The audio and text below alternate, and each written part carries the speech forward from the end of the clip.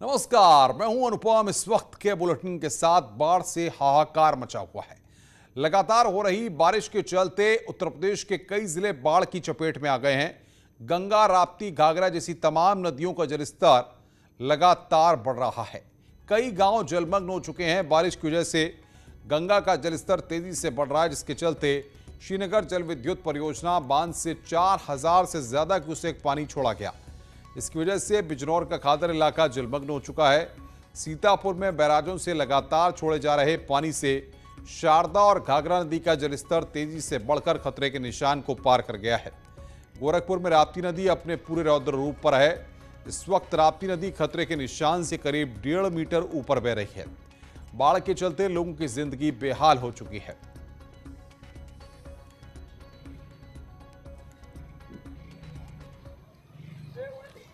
गोरखपुर में बाढ़ ने लोगों की जिंदगी को परेशानियों में डाल दिया है। यहां करीब 180 गांव बाढ़ से प्रभावित हैं। ये गांव एक तरह से टापू बन गए हैं। ऐसे ही एक गांव मझरिया में जब न्यूज़ 18 की टीम पहुंची तो वहां के लोगों का दर्द सामने आया। चारों ओर सिर्फ पानी ही पानी से गांव घिरा हुआ है और लोग अपने घरों में कैद रह गए हैं। लोगों को खाने पीने की भी काफी दिक्कत हो रही है। लोगों को डर है कि अगर 1 से 1.5 फीट पानी और बढ़ा तो फिर क्या होगा। गोरखपुर में बाढ़ से हाहाकार मचा हुआ है। इस वक्त मैं सदर तहसील के मंझरिया बिस्टौल गांव में खड़ा हूं और ये गांव पूरी तरीके से टापू बन गया है। सबसे पहले आपको तस्वीरें कुछ दिखाऊं कि किस तरीके से गांव चारों तरफ से पानी से घिर गया है। अब सिर्फ कुछ फीट अगर और पानी नदी का बढ़ जाता है तो इनके घरों में भी यहाँ पानी चला जाएगा। इनके बाहर निकलने का कोई साधन नहीं है, सिर्फ नाव ही एक सहारा बचा हुआ है। महिलाएं, बच्चे, जानवर सब परेशान हैं। गांव की कुछ महिलाएं भी हैं, हमारे साथ बात करते हैं। अम्मा, का दिक्कत है? बाबू यह दिक्कत बा, सब चीज के परेशानी बा, हर चीज के परेशानी बा। खैले पियले के, खेते बाड़ी को रैले गैले का नाई हरिता से मिलाला। घर में मतलब समय से खाने पीने का साग सब्जी नहीं मिल रहा है और आने जाने का कोई सुविधा नहीं है। फिर बच्चे परेशान है। अच्छा, पीने के पानी क्या व्यवस्था है? कैसे पानी पी रही है? कुछ नहीं व्यवस्था है। हम पानी उबाल के पी रहे हैं, पानी नहीं मिलता है। सब आरी बगल पानी भरा है, सजी यहाँ हमारे खाने पीने सब परेशान। क्यों दादा, कुछ आए कोई यहाँ पे कुछ लेके राशन वासन? कुछ नहीं आया है। चार बढ़ गया हमारे यहाँ, कुछ नहीं हाँ, कुछ नहीं। सब कुछ हम लोग को परेशानी है। पानी पीने के लिए, खाने के लिए सब कुछ परेशानी है। बेहद कठिन जिंदगी हो गई। और कुछ नहीं, कठिन जिंदगी में बाप फतलवा। तो ये जो गांव की तस्वीर है ये बिल्कुल टापू सा हो गया है। अब आप ये समझिए कि इनके घर के कुछ दूरी पर ही जो है अब नदी का पानी है और निकलने के लिए यहाँ पे ये देखिए कि किस तरीके से पूरे गांव में नाव का सहारा लिया जा रहा है। गांव के लोग जो है यहाँ से अगर बाहर जाते हैं तो नाव से ही जाते हैं, नहीं तो ये निकल नहीं सकते। अब पूरा गांव टापू हो चुका है और अगर राप्ती नदी का जलस्तर 1 से 1.5 फीट और बढ़ जाएगा तो इन लोगों के सामने सबसे बड़ी संकट ये हो जाएगी कि ये अपने जानवरों को कहाँ रखें। खुद तो ये किसी तरीके से छतों पे चले जाएंगे, लेकिन इनके जानवरों के लिए बड़ा संकट खड़ा हो जाएगा। अखिलेश पांडे के साथ रामगोपाल द्विवेदी, न्यूज़ 18 गोरखपुर। गोरखपुर में राप्ती नदी अपने पूरे रौद्र रूप पर है। खतरे के निशान से इस वक्त करीब 1.5 मीटर ऊपर राप्ती नदी बह रही है। गुरु गोरक्षनाथ घाट और मुक्तेश्वर घाट पूरी तरह से पानी में डूब चुके हैं। वहीं रामघाट पर भी पानी ऊपर चढ़ने लगा है। ज्यादा जानकारी दे रहे हैं हमारे संवाददाता रामगोपाल द्विवेदी। गंभीर होती जा रही है। जिले से होकर बहने वाली सभी नदियां इस समय रौद्र रूप में है। अगर राप्ती की बात करें तो ये खतरे के निशान से करीब 1.5 मीटर ऊपर बह रही है। रोहिणी भी करीब 1.5 से 2 मीटर ऊपर बह रही है। अन्य जितनी भी नदियां हैं, चाहे गोर्रा हो, घाघरा हो, सरयू हो, कुआनो हो, सभी नदियां इस वक्त खतरे के निशान से ऊपर बह रही हैं। जिले के 125 से अधिक गाँव इस वक्त बाढ़ से प्रभावित है। करीब 2 लाख की आबादी बाढ़ से प्रभावित है।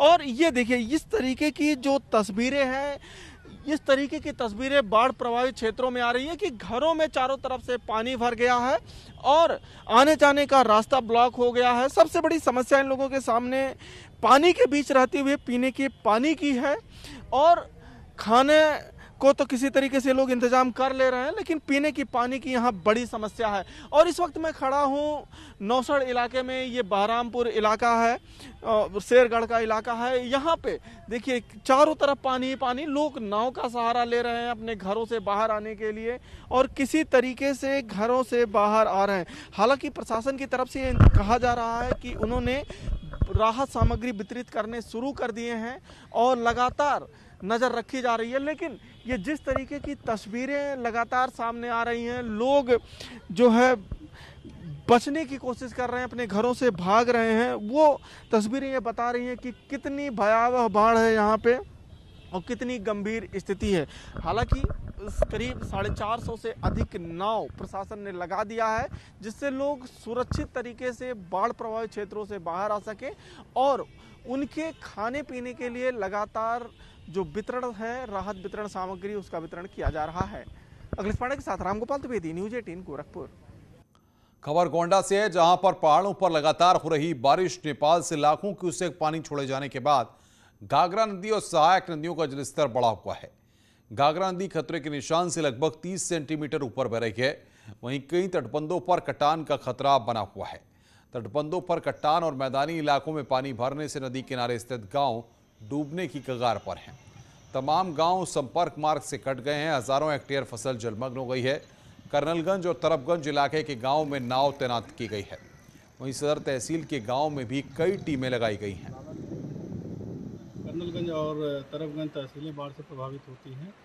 कर्नलगंज तहसील में चंदापुर कटौली के पास जो है वो जो 2 स्पर हैं 36050 और 36200 के बीच में, वो परसों से जो है वो कटान दिनांक 22 से कटान की स्थिति बनी हुई है। क्योंकि इस समय जल स्तर जो है वो लगातार घट बढ़ रहा है, तो यहाँ पर हमारे जो कटान है उसमें हमारी बाढ़ कार्यखंड की टीम पूरी लगी हुई है और पूरे शिद्दत से कार्य कर रही है और हमारी जो कटान की स्थिति है उसको कंट्रोल कर लिया गया है। बलरामपुर में पहाड़ी नालों में आए उफान और राप्ती नदी के बढ़ते जलस्तर से तराई क्षेत्र में बाढ़ का कहर लगातार जारी है। यहां कई दर्जन गांव बाढ़ की विभीषिका झेल रहे हैं। कई गांव के संपर्क मार्ग कट गए हैं। ये गांव टापू बन गए हैं, जहां सिर्फ नाव के जरिए ही पहुंचा जा सकता है। कई मार्गों पर पानी बह रहा है और लोग जान हथेली पर लेकर पार करते हैं। घरों में बाढ़ का पानी घुसाया है। मवेशियों के सामने भी चारे का संकट पैदा हो गया है। उधर जिला प्रशासन की ओर से बांटी जा रही राहत सामग्री बाढ़ पीड़ितों के लिए नाकाफी साबित हो रही है। सरकार द्वारा कुछ राहत मुहैया कराया गया था, लेकिन वो जान लीजिए 2-4 दिन हफ्ते चला, लेकिन अब ये महीनों कहाँ से निकलेगा। समस्या यही है सर। फसल तो बिल्कुल जान लीजिए कि 90% ख़त्म हो चुकी है। फिर दोबारा बाढ़ आ गई ना, पानी कुछ घटा था, फिर परसों से फिर बढ़ने लगा, फिर वही स्थिति हो गई। पीलीभीत में भी बाढ़ का कहर देखने को मिल रहा है। यहाँ के कलीनगर और पूरनपुर तहसील के दर्जनों गांव बाढ़ की चपेट में हैं। पहाड़ों पर हो रही बारिश के चलते उत्तराखंड के बनबसा बैराज से 2.48 लाख क्यूसेक पानी छोड़ा गया था। इसके चलते नदियां उफान पर दिखाई दे रही हैं। नेपाल में बहने वाली बमनी नदी का पानी शारदा नदी में मिल जाने से भी शारदा नदी उफान पर है। नदी किनारे के दर्जनों गांव के लोग सामान समेटकर ऊंचे स्थानों पर पहुंचने लगे हैं। वहीं जिला प्रशासन ने भी अलर्ट जारी कर दिया है।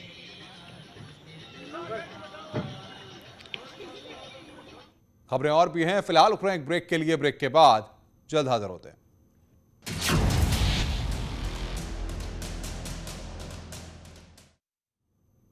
अफगानिस्तान में तालिबान के कब्जे के बाद से ही आम जनजीवन बुरी तरह से प्रभावित है।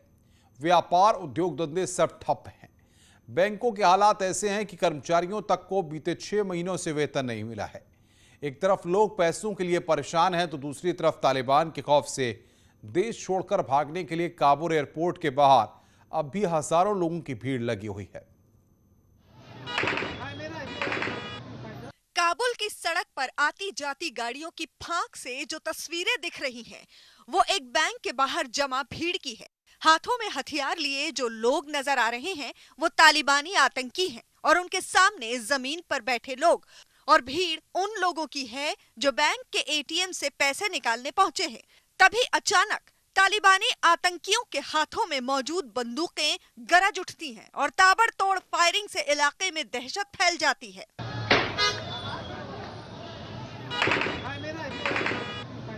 बंदूक का मुंह भले ही आसमान की तरफ हो, लेकिन कभी बैठकर तो कभी खड़े होकर फायरिंग करने वाले तालिबानी आतंकियों के मिजाज को यहाँ हर कोई जानता है। इसके बावजूद पैसे निकालने के लिए अगर भीड़ बेकाबू हो पड़ती है और तालिबानी आतंकियों को फायरिंग करने पर मजबूर होना पड़ रहा है, तो लोग अपने ही पैसे के लिए किस तरह परेशान हैं, इसका अंदाजा लगाया जा सकता है। अफगानिस्तान पर तालिबान के कब्जे के बाद से वहां का आम जनजीवन बुरी तरह से प्रभावित हुआ है। दफ्तरों में काम करने वाले लोग डर के मारे घर से बाहर नहीं निकल रहे हैं। उद्योग धंधे और व्यापार पूरी तरह से ठप हो चुके हैं। बैंकों की हालत तो ऐसी है कि वहां के कर्मचारियों को पिछले 6 महीने से तनख्वाह ही नहीं मिली।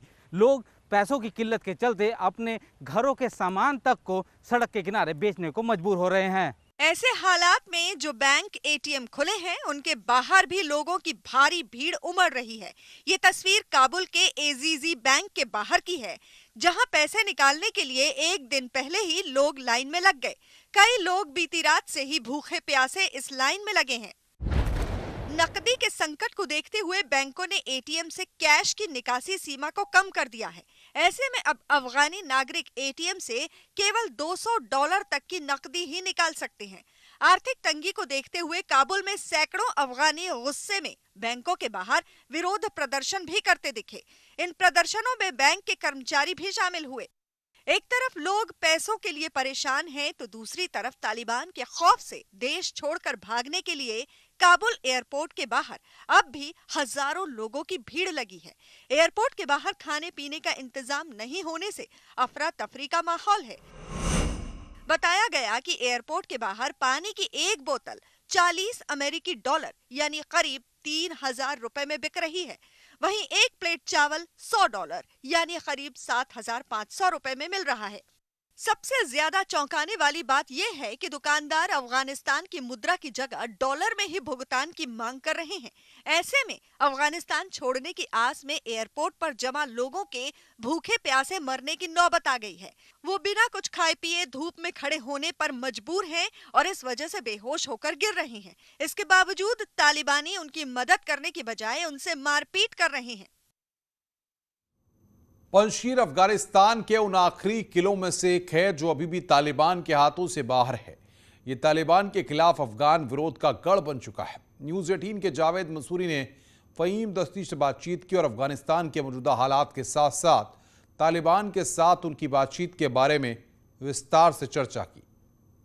काबुल से महज 150 किलोमीटर दूर पंजशीर नदी के किनारे बसा पंजशीर का यही वो इलाका है जो उस तालिबान की आंख में चुभने लगा है जिसने अपने बंदूक के दम पर पूरे अफगानिस्तान पर अपना परचम फहरा दिया। पंजशीर के अभेद किले की कमान शेर पंजशीर अहमद शाह मसूद के बेटे अहमद मसूद कर रहे हैं। पंजशीर में अहमद मसूद के अलावा अफगानिस्तान के कार्यवाहक राष्ट्रपति अमरुल्लाह साले, अशरफ गनी सरकार में अफगानिस्तान के रक्षा मंत्री बिस्मिल्लाह खान मोहम्मदी और देश नहीं छोड़ने वाले पूर्व सैन्य प्रमुख भी शामिल हैं। उसी पंजशीर गढ़ में national resistance front of Afghanistan नाम का गुट भी शामिल है, जिससे तालिबान वाकई खौफ खाता है। इस गुट के लड़ाके दुश्मन को उसी की भाषा में जवाब देने का हुनर जानते हैं। उसी NRF के प्रवक्ता हैं फ़हीम दश्ती। न्यूज़ 18 के जावेद मंसूरी ने फ़हीम दश्ती से लंबी बातचीत की और अफगानिस्तान के मौजूदा हालात के साथ साथ तालिबान के साथ उनकी बातचीत के बारे में विस्तार से चर्चा की। अभी क्या ताज़ा हालात हैं पंजशीर के, क्योंकि आप लगातार मुकाबला कर रहे हैं तालिबान का? Thanks for having me. In fact, there was no any clash so far. Taliban did not attempted to break the war, and we are not willing to break the war. Our intention is to give a chance for negotiation, peace. Afghanistan में सरकार बनाने की कोशिशों के बीच सरकार में अपनी और तालिबान की भूमिका पर फ़हीम दश्ती ने स्थिति साफ कर दी। Sir, are you negotiating with Taliban as you said? हम ये जानना चाहेंगे कि अभी क्या बातचीत हुई है, आप लोगों की बातचीत हो चुकी है या अगर हुई है तो कितने दौर की बातचीत हुई है और किन शर्तों के साथ बातचीत हो रही है?